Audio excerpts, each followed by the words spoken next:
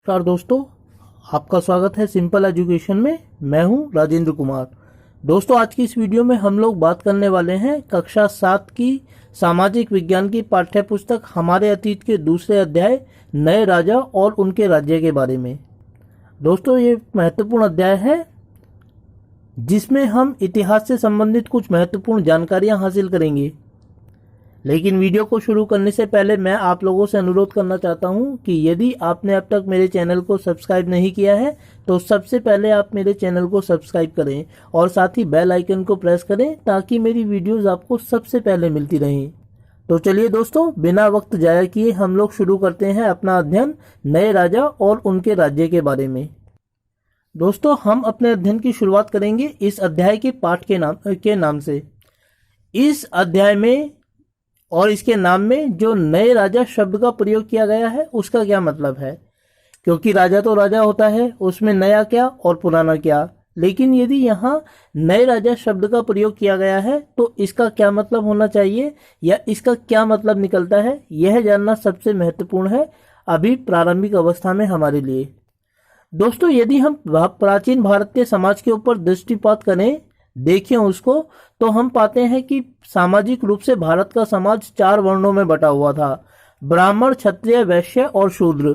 और इन चारों ही वर्ण के लोग अलग अलग तरीके से अपनी आजीविकाएं कमाते थे। धर्म ग्रंथों में उनके लिए अलग अलग तरीके से अपनी आजीविका कमाने के साधन बताए गए थे। इनमें पहला वर्ण ब्राह्मणों का था। ब्राह्मण समाज में सबसे ज्यादा सम्मानित माने जाते थे और उनका जो कार्य बताया गया था वह यह बताया गया था कि वे शिक्षा देने का काम करते थे, यज्ञ करते थे, पूजा अर्चना कराते थे और दान में मिलने वाली दक्षिणा से अपने जीवन का यापन करते थे। साथ ही राजाओं के अधीनस्थ ये होते थे और अक्सर राजाओं के द्वारा इनको अपने पुरोहितों के रूप में मान्यता प्रदान की जाती थी और विभिन्न प्रकार के यज्ञ जो राजाओं के द्वारा किए जाते थे उनके द्वारा इनको जो दक्षिणा प्राप्त होती थी उससे ये अपनी जिंदगी चलाते थे। दोस्तों, दूसरा जो वर्ण था वह क्षत्रियों का था और इसके अंतर्गत उन लोगों को शामिल किया जाता था जो समाज की रक्षा करने का कार्य करते थे। इसमें खुद राजा भी शामिल होता था और राजा के साथ साथ उसकी सेना में काम करने वाले विभिन्न सैनिक जो चाहे किसी भी पद पर कार्य करते हो परंतु रक्षा कार्य से जुड़े हुए थे, उन सबको इसके अंतर्गत शामिल किया जाता था। और दोस्तों, प्राचीन भारतीय परंपरा के अनुसार केवल क्षत्रिय वर्ण के लोग ही राजा बन सकते थे। ना तो ब्राह्मण, ना ही वैश्य और ना ही शूद्र, इनमें से कोई राजा नहीं बन सकता था। बल्कि राजा होने के लिए यह आवश्यक था कि उस व्यक्ति का जो वर्ण है वह क्षत्रिय होना चाहिए। तीसरा वर्ण वैश्यों का था।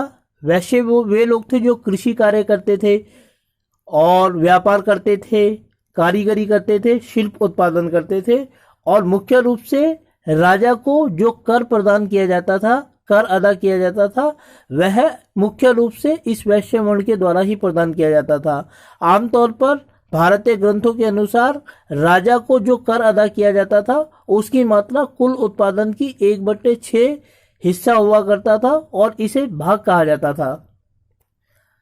जबकि दोस्तों, जो चौथा वर्ण था वह शूद्रों का था और शूद्रों के लिए आजीविका अर्जित करने का जो साधन बताया गया था भारतीय धर्म ग्रंथों में वह था इन तीनों ऊपर के वर्णों की सेवा करना: ब्राह्मणों की, क्षत्रियों की, वैश्यों की सेवा करना। इससे वो अपनी आजीविका अर्जित करते थे। दोस्तों, इस प्राचीन भारतीय परंपरा के अनुसार पुराने राजा होने के लिए यह आवश्यक था कि किसी व्यक्ति का वर्ण क्षत्रिय हो। लेकिन 7वीं 8वीं शताब्दी तक आते आते अनेक व्यक्ति ऐसे राजा बने जो राजा तो बने परंतु उनका वर्ण वैश्य नहीं था, बल्कि वैश्य वर्ण के अलावा भी वे लोग राजा बने। तो नए राजा से अभिप्राय ऐसे ही लोगों से था जो राजा बने परंतु उनका वर्ण क्षत्रिय नहीं था। इसीलिए ऐसे लोगों को नए राजा कहा गया, क्योंकि पुराने राजा वो होते थे जिनका वर्ण क्षत्रिय होता था और जो रक्षा का कार्य करते थे, जबकि नए राजा से अभिप्राय ऐसे राजाओं से था जो राजा बने परंतु उनका वर्ण क्षत्रिय नहीं था। दूसरे वर्णों से वे आते थे, या तो ब्राह्मण हो सकते थे, क्षत्रिय वैश्य हो सकते थे या शूद्र भी हो सकते थे। ऐसे लोगों को नए राजा कहा गया भारतीय इतिहास में। चलिए दोस्तों, थोड़ा सा आगे बढ़ते हैं और देखते हैं कि इससे आगे की क्या कहानी है। अब सवाल यह उठता है कि ऐसे नए राजा, जो राजा तो बन गए थे लेकिन जिनका वर्ण क्षत्रिय नहीं था, आखिर किस तरीके से उनको राजा के रूप में स्थापित किया जाता था? क्यों लोग यह माने कि ये भी राजा हैं? दोस्तों, इसके लिए उन्हें एक यज्ञ का आयोजन करना होता था और उस यज्ञ को हिरण्यगर्भ कहा जाता था। हिरण्यगर्भ का शाब्दिक अर्थ होता है सोने का गर्भ। 7वीं 8वीं शताब्दी तक आते आते वे राजा, जो राजा तो बन गए थे परंतु जिनका वर्ण क्षत्रिय नहीं होता था, वे एक यज्ञ का आयोजन करते थे और इसी यज्ञ को हिरण्यगर्भ कहा जाता था। इस यज्ञ के करने के उपरांत यह माना जाता था कि यदि कोई व्यक्ति राजा बना है लेकिन वर्ण के आधार पर वह क्षत्रिय नहीं है, यदि वह इस यज्ञ को संपादित कर देता है, आयोजित कर देता है, तो उसमें जन्म से क्षत्रियत्व न होने के बावजूद भी क्षत्रियत्व प्राप्त हो जाता है उसे। तो इसीलिए यह एक आवश्यक यज्ञ था जो ऐसे राजाओं के द्वारा आयोजित किया जाता था जो राजा तो बन गए हैं लेकिन वर्ण के आधार पर जन्म से ही क्षत्रिय नहीं है, बल्कि इस यज्ञ को करने के बाद वे क्षत्रियत्व प्राप्त कर लेते थे। दोस्तों, ये यज्ञ राजाओं के द्वारा ब्राह्मणों की सहायता से आयोजित कराया जाता था और जब एक बार सफलतापूर्वक राजा इस यज्ञ को संपादित कर देते थे तो राजाओं के रूप में उनकी प्रतिष्ठा स्थापित हो जाती थी। चलिए दोस्तों, अपने अध्ययन को थोड़ा सा और आगे बढ़ाते हुए हम थोड़ा और आगे बढ़ते हैं और देखते हैं नए राजवंशों का उदय। दोस्तों, 7वीं 8वीं शताब्दी तक आते आते देश के अलग अलग भागों में अनेक बड़े सरदारों का और सामंतों का उदय हुआ और अक्सर देश के बड़े राजा इन्हें अपने अधीनस्थ सामंतों के रूप में, छोटे शासकों के रूप में मान्यता देते थे और उनसे ये उम्मीद की जाती थी कि जब कभी भी राजा को आवश्यकता पड़ेगी ये लोग राजा को सैन्य सेवाएं प्रदान करेंगे और साथ ही अक्सर उनसे यह भी उम्मीद की जाती थी कि ये राजा के लिए विभिन्न प्रकार के उपहार प्रस्तुत करेंगे, उनके लिए विभिन्न प्रकार के अच्छे अच्छे तोहफे भेजेंगे। ऐसे छोटे छोटे शासकों को अक्सर सामंत कहा जाता था।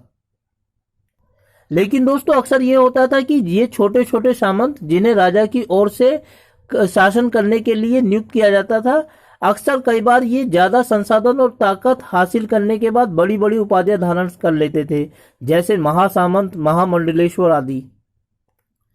लेकिन इनकी जो ताकत थी वो यहीं तक साबित नहीं थी कि ये अपने आप को ज्यादा संसाधन जुटाकर ताकतवर बना लेते थे।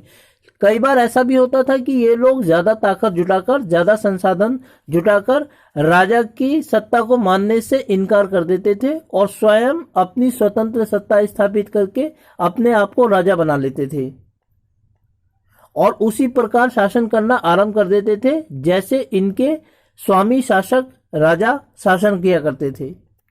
यदि दोस्तों हम इसे उदाहरण के रूप में देखें तो हम देखते हैं कि 8वीं शताब्दी में दंती दुर्ग नाम के एक व्यक्ति ने दक्कन में स्वतंत्र सातवाहन वंश की स्थापना की थी। प्रारंभ में जो सातवाहन हुआ करते थे वे चालुक्यों के अधीनस्थ शासक होते थे, लेकिन दंती दुर्ग नाम के सामंत ने, जो चालुक्यों का अधीनस्थ शासक था, उसने अधिक संसाधन और शक्ति हासिल कर ली और धीरे धीरे उसने चालुक्य शासकों की मान्यता को मानने से इनकार कर दिया और स्वयं अपनी स्वतंत्र सत्ता स्थापित कर दी और स्वयं अपने शासन की स्थापना करने के बाद एक स्वतंत्र शासक के रूप में शासन करने लगा।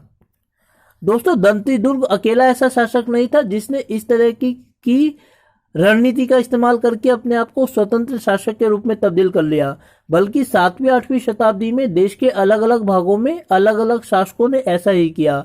वे प्रारंभ में किसी ताकतवर शासक के अधीन थे, लेकिन बहुत जल्दी ही उन्होंने अपने आप को स्वतंत्र घोषित कर दिया और एक स्वतंत्र राज्य की स्थापना करके स्वयं स्वतंत्र शासकों के रूप में शासन करने लगे। आमतौर पर ऐसे स्वतंत्र शासकों का जो वर्ण होता था वह क्षत्रिय नहीं हुआ करता था, लेकिन फिर भी इन लोगों ने शासन करना शुरू कर दिया। ऐसे ही लोगों के लिए भारत के इतिहास में नए राजा शब्द का इस्तेमाल किया गया है। तो दोस्तों, नए राजा और उनके राज्य के बारे में यह थी पहली वीडियो पार्ट 1। मैं उम्मीद करता हूं कि आपको यह वीडियो अच्छी लगी होगी और साथ ही आपसे अनुरोध करता हूं कि यदि आपको वीडियो अच्छी लगी तो आप वीडियो को लाइक करें और चैनल को सब्सक्राइब करें। साथ ही अपने दोस्तों तक, रिश्तेदारों तक मेरी वीडियो को पहुंचाने के लिए उनके साथ मेरी इस वीडियो को और चैनल को शेयर करें ताकि उन तक भी यह वीडियो पहुंच सके। और दोस्तों, ऐसी ही वीडियोस के लिए मेरे साथ बने रहें मेरे यूट्यूब चैनल सिंपल एजुकेशन पर। आपका बहुत बहुत धन्यवाद दोस्तों।